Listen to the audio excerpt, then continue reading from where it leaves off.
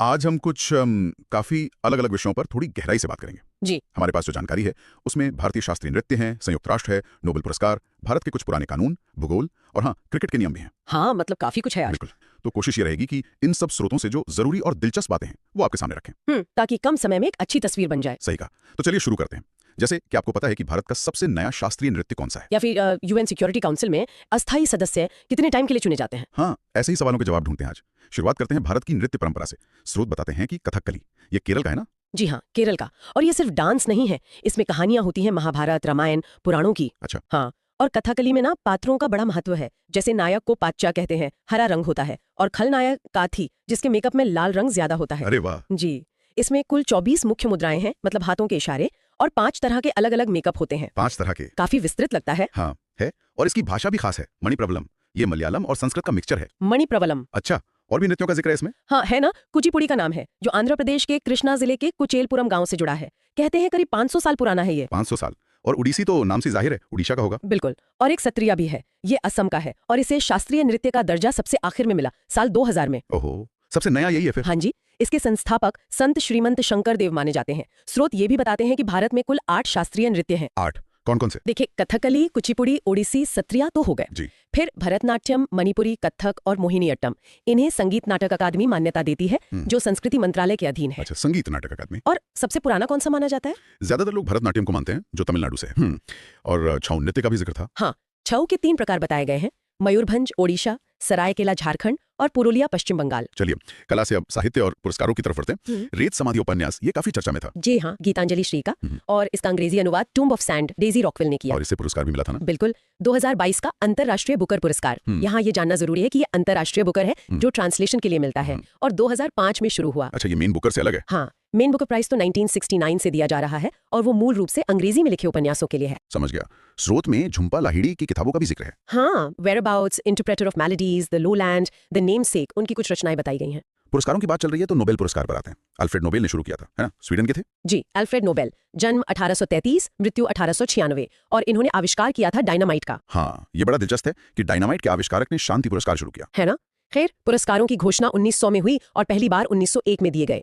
शुरू में 5 फील्ड थे, फिजिक्स, केमिस्ट्री, मेडिसिन, लिटरेचर और पीस। 5। अर्थशास्त्र वाला बाद में जुड़ा। हाँ, अर्थशास्त्र का नोबेल पुरस्कार 1969 में स्वीडन के सेंट्रल बैंक ने उनकी याद में शुरू किया। तो तकनीकी रूप से ये मूल नोबेल पुरस्कारों में से नहीं है, पर दिया उन्हीं के साथ जाता है। अच्छा, और शांति पुरस्कार नॉर्वे में दिया जाता है? जी हाँ, ये खास बात है। बाकी सब स्टॉकहोम स्वीडन में दिए जाते हैं, पर शांति का नोबेल ऑस्लो नॉर्वे में नॉर्वेजियन नोबेल समिति देती है। उम्र के हिसाब से कोई रिकॉर्ड? सबसे कम या सबसे ज्यादा उम्र? हाँ, सबसे कम उम्र में मलाला यूसुफजई को मिला, सिर्फ 17 साल की थी वो शांति के लिए।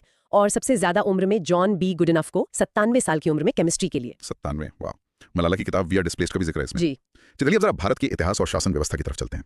ये गवर्नर जनरल का पद कैसे शुरू हुआ? इसकी शुरुआत हुई 1773 के रेगुलेटिंग एक्ट से। ये पहला बड़ा कदम था ब्रिटिश सरकार का ईस्ट इंडिया कंपनी के कामों को कंट्रोल करने का। अच्छा। इस एक्ट ने बंगाल के गवर्नर को बंगाल का गवर्नर जनरल बना दिया, और पहले गवर्नर जनरल थे वॉरेन हेस्टिंग्स। Warren Hastings. और इसी एक्ट से कलकत्ता में सुप्रीम कोर्ट भी बना था। बिल्कुल, 1774 में। और उसके पहले चीफ जस्टिस थे सर एलिजा इम्पे। ये एक्ट लॉर्ड नॉर्थ ने पेश किया था। इसके बाद आया पिट्स इंडिया एक्ट 1784। इसमें क्या बदला? इसने कंपनी के कामों को और साफ साफ बांट दिया, राजनीतिक और व्यापारिक काम अलग कर दिए। एक बोर्ड ऑफ कंट्रोल बनाया गया जिसमें 6 सदस्य थे। ये राजनीतिक मामले देखता था, और व्यापारिक मामले? वो पहले की तरह कोर्ट ऑफ डायरेक्टर्स देखता रहा, जिसमें 24 सदस्य थे। तो एक तरह से दोहरी व्यवस्था या डुअल कंट्रोल शुरू हो गया। समझ गया। फिर 1813 का चार्टर एक्ट भी है? हाँ, 1813 वाला इसलिए जरूरी है क्योंकि इसने चाय और चीन के साथ व्यापार को छोड़कर कंपनी का बाकी व्यापार पर एकाधिकार खत्म कर दिया। अच्छा, मोनोपोली कम कर दी। जी। और ईसाई मिशनरियों को भारत आने की इजाजत भी इसी एक्ट से मिली। ओके। और फिर 1833 का चार्टर एक्ट? 1833 वाले एक्ट ने बंगाल के गवर्नर जनरल को भारत का गवर्नर जनरल बना दिया, और लॉर्ड विलियम बेंटिक पहले भारत के गवर्नर जनरल बने। तो पद का दायरा बढ़ गया। हाँ, केंद्रीकरण बढ़ा। और फिर 1857 के विद्रोह के बाद आया 1858 का भारत सरकार अधिनियम। हाँ। इसने कंपनी का राज खत्म करके भारत का शासन सीधे ब्रिटिश क्राउन को सौंप दिया। ओके। और गवर्नर जनरल अब वाइसराय कहलाने लगा। अच्छा। पहले वाइसराय लॉर्ड कैनिंग थे। ये तो बहुत बड़ा बदलाव था। अब थोड़ा आगे आते हैं, भारत सरकार अधिनियम 1919 पर। ये मॉन्टेग्यू चेम्सफोर्ड रिपोर्ट पर आधारित था। जी हाँ, मॉन्टेग्यू चेम्सफोर्ड रिपोर्ट। इसकी सबसे खास बात थी प्रांतों में द्वैध शासन, यानी डायार्की। डायार्की वो क्या था? मतलब प्रांतीय विषयों को 2 हिस्सों में बांट दिया, आरक्षित रिजर्व्ड और हस्तांतरित ट्रांसफर्ड। आरक्षित विषय गवर्नर के पास रहे और हस्तांतरित विषय भारतीय मंत्रियों को दिए गए, जो विधान परिषद के प्रति जवाबदेह थे। अच्छा, मतलब थोड़ी जिम्मेदारी दी गई। हाँ, सीमित ही सही, पर शुरुआत हुई। और केंद्र में 2 सदनों वाली विधायिका बनी, राज्य परिषद उच्च सदन, अच्छा, और केंद्रीय विधानसभा निम्न सदन। ठीक है। और फिर आया भारत सरकार अधिनियम 1935। हाँ, इसे नेहरू जी ने दास्ता का नया अधिकार पत्र कहा था। हाँ, जवाहरलाल नेहरू ने कहा था। उनकी आलोचना ब्रिटिश नियंत्रण को लेकर थी। पर यह एक्ट हमारे संविधान का बहुत बड़ा स्रोत बना है। अच्छा, क्या खास बातें थी इसमें? इसने प्रांतों में द्वैध शासन खत्म कर दिया और उन्हें स्वायत्ता दी। केंद्र में द्वैध शासन लाने का प्रस्ताव था, पर वो लागू नहीं हुआ। शक्तियों का बंटवारा 3 लिस्ट में किया: संघ सूची, राज्य सूची, समवर्ती सूची। ये आज भी है। हाँ, ये तो है। और 1937 में एक फेडरल कोड बना और 1935 में आरबीआई की स्थापना भी इसी एक्ट के तहत हुई। आरबीआई की स्थापना भी, ओके। और फिर भारत की आजादी वाला अधिनियम, भारतीय स्वतंत्रता अधिनियम 1947, ये ब्रिटिश संसद ने जुलाई 1947 में पास किया था। सही तारीख 18 जुलाई है। और ये माउंटबेटन योजना पर आधारित था। जी, माउंटबेटन योजना 3 जून 1947, जिसे डिकी बर्ड प्लान या बाल्कन प्लान भी कहते हैं, इसी के तहत भारत का विभाजन हुआ और भारत पाकिस्तान बने। चलिए इतिहास में थोड़ा और पीछे चलते हैं। यूरोपीय शक्तियों का भारत आना। सबसे पहला कौन थे? पुर्तगाली। हाँ जी, सबसे पहले पुर्तगाली। वास्को डी गामा 1498 में केरल के कालीकट पहुंचा था। 1498 में। हाँ, और उन्होंने पहली फैक्ट्री कोचीन में 1503 में खोली। बाद डच आए, फिर अंग्रेज और फिर फ्रांसीसी। भारत में पुर्तगाली शक्ति का असली संस्थापक किसे मानते हैं? वो एल्बुकर्क को मानते हैं। वो दूसरा गवर्नर था 1509 से 1515 तक। उसने 1510 में गोवा जीता था बीजापुर से। अच्छा, एल्बुकर्क। हाँ। पहला गवर्नर? अल्मीडा था। हाँ, पहला अल्मीडा 15059। उसकी थी ब्लू वाटर पॉलिसी, मतलब समुद्री ताकत पर जोर। और उसने कार्टेज सिस्टम भी शुरू किया था, जो एक तरह का समुद्री परमिट था। और पुर्तगाली सबसे ज्यादा समय तक रहे भारत में। बिल्कुल, सबसे पहले आए और सबसे आखिर में गए 1961 में गोवा से, ऑपरेशन विजय के बाद। अच्छा, जब ईस्ट इंडिया कंपनी बनी 1600 ईस्वी में, तब इंग्लैंड में कौन शासक था? तब महारानी एलिजाबेथ प्रथम थीं। उन्होंने ही 31 दिसंबर 1600 को कंपनी को पूर्व में व्यापार करने का शाही चार्टर दिया था। 15 साल के लिए। हाँ, शुरू में 15 साल का एक अधिकार मिला था। ये कंपनी असल में 1599 में लंदन के कुछ व्यापारियों ने बनाई थी, जिन्हें मर्चेंट एडवेंचर्स कहते थे। और उस समय भारत में अकबर थे। जी हाँ, उस समय भारत में मुगल बादशाह अकबर का शासन था। चलिए इतिहास से अब भूगोल पर आते हैं।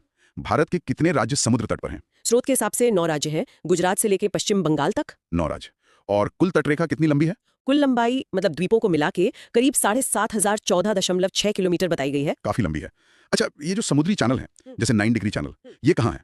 ये लक्षद्वीप में है। ये कवरत्ती और बाकी द्वीपों को मिनिकॉय द्वीप से अलग करता है। अच्छा, लक्षद्वीप में। और 8 degree 10 degree channel? 8 degree channel Minicoy को मालदीव से अलग करता है और 10 डिग्री चैनल अंडमान को निकोबार से। ये अक्षांश रेखाओं के नाम पर है। ठीक है। भारत का सबसे दक्षिणी बिंदु कौन सा है? इसमें थोड़ा कंफ्यूजन रहता है। हाँ, रहता है। देखिए, भारत की मुख्य भूमि मतलब मेनलैंड का सबसे दक्षिणी छोर कन्याकुमारी है, तमिलनाडु में। और अगर द्वीपों को भी मिला लें तो? फिर सबसे दक्षिणी बिंदु इंदिरा पॉइंट है, जो ग्रेट निकोबार द्वीप पर है। इसे पहले पिग्मेलियन पॉइंट भी कहते थे। अच्छा, इंदिरा पॉइंट, ठीक है।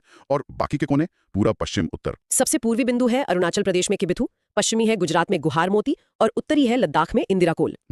और भारत का अक्षांश और देशांतर विस्तार क्या है? अक्षांशीय विस्तार करीब 8 डिग्री 4 मिनट उत्तर से 37 डिग्री 6 मिनट उत्तर तक है और देशांतरीय विस्तार 68 डिग्री 7 मिनट पूर्व से 97 डिग्री 25 मिनट पूर्व तक। इसी वजह से पूरा पश्चिम और उत्तर दक्षिण की दूरी अलग अलग है। जी हाँ, पूरब से पश्चिम करीब 2933 किलोमीटर और उत्तर से दक्षिण करीब 3214 किलोमीटर है। अब कर्क रेखा, ये भारत के बीच से गुजरती है। कौन कौन से राज्य आते हैं इस पर?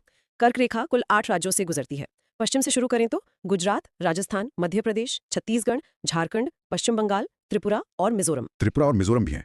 स्रोत में मणिपुर नहीं था। हाँ, मणिपुर से नहीं गुजरती, त्रिपुरा और मिजोरम से गुजरती है। और वो मानक समय रेखा 82.5 डिग्री वाली? हाँ, भारत की मानक मध्याह्न रेखा इंडियन स्टैंडर्ड टाइम मेरिडियन, वो 5 राज्यों से गुजरती है: उत्तर प्रदेश, मध्य प्रदेश, छत्तीसगढ़, उड़ीसा और आंध्र प्रदेश। चलिए अब जनगणना 2011 के कुछ आंकड़े देख लेते हैं।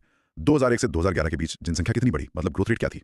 इस दशक में दशकीय वृद्धि दर 17.64% रही। 17.64%। ये पहले से कम थी? हाँ, पिछले दशकों से कम थी। सबसे ज्यादा ग्रोथ रेट 1961-71 में थी, करीब 24.80%। और एक बार तो नेगेटिव भी गई थी 1911-21 में, -0.31%। वो लिंगानुपात? जनसंख्या घनत्व था 382 व्यक्ति प्रति वर्ग किलोमीटर।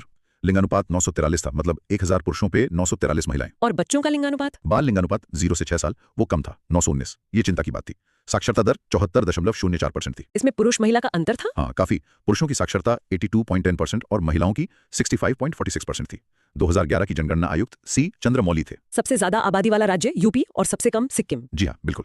अब परिवहन पर आते हैं। भारत में हवाई जहाज उड़ना कब शुरू हुआ? देखिए, स्रोत के अनुसार औपचारिक शुरुआत 1911 में हुई थी।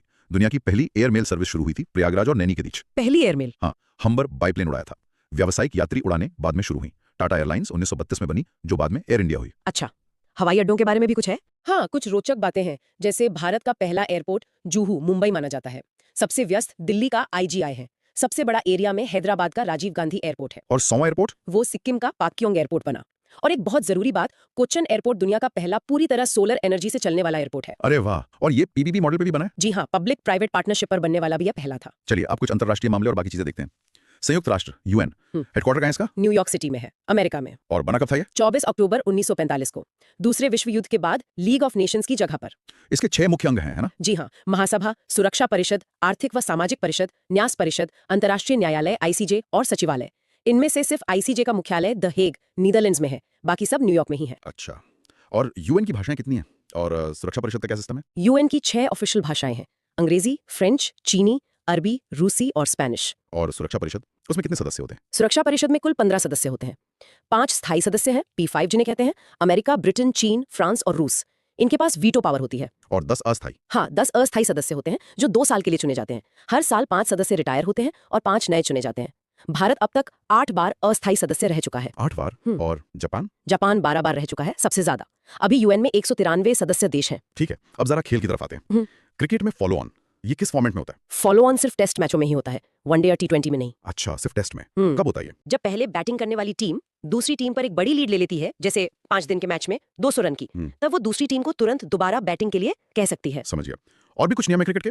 DLS, DRS? हाँ, डीएलएस यानी डकवर्थ लुईस स्टर्न नियम। ये बारिश वगैरह से रुके लिमिटेड ओवर मैचों में टारगेट एडजस्ट करने के लिए है। 1997 में शुरू हुआ था, ये टेस्ट में नहीं लगता। और डीआरएस? Decision review system. ये 2008 में भारत श्रीलंका सीरीज में पहली बार इस्तेमाल हुआ। कहते हैं पहले खिलाड़ी जिनका रिव्यू हुआ वो वीरेंद्र सहवाग थे। अच्छा, भारत के पहले वनडे कप्तान अजित वाडेकर थे। जी, स्रोत यही बताता है। और ओवर लिमिट्स तो पता ही है, वनडे में एक बॉलर ज्यादा से ज्यादा 10 ओवर और T20 में 4 ओवर फेंक सकता है। ठीक है, और एकदम आखिरी में अर्थव्यवस्था से जुड़ा सवाल। भारत में मॉनेटरी पॉलिसी मतलब मौद्रिक नीति कौन तय करता है? ये काम भारतीय रिजर्व बैंक आरबीआई का है। आरबीआई ही भारत का सेंट्रल बैंक है और मौद्रिक नीति बनाना उसकी मुख्य जिम्मेदारियों में से एक है। तो ये थी हमारी आज की चर्चा। देखिए कहां से शुरू किया था, भारतीय नृत्य से। हाँ, फिर पुरस्कार, इतिहास के कानून, भूगोल, जनगणना, संयुक्त राष्ट्र, क्रिकेट, काफी कुछ कवर कर लिया हमने। हाँ, और ये सब देखने में अलग अलग लगते हैं पर कहीं ना कहीं जुड़े हुए हैं। जैसे भूगोल ने इतिहास को कैसे प्रभावित किया या पुराने कानूनों ने आज के सिस्टम की नींव कैसे रखी। बिल्कुल, हर जानकारी एक बड़ी कहानी का हिस्सा है। सही कहा। तो जाते जाते बस एक सवाल सोचने के लिए, जैसे अल्फ्रेड नोबेल के डायनामाइट से नोबेल पुरस्कार जैसा कुछ सकारात्मक निकल आया, क्या आज की कोई छोटी सी खोज, कोई नियम, कोई बदलाव भविष्य में ऐसा ही कोई बड़ा अनअपेक्षित अच्छा बदलाव ला सकता है? सोचने वाली बात है। जरूर सोचिएगा। अगली बार फिर मिलेंगे कुछ और जानकारी के साथ। नमस्कार। नमस्कार।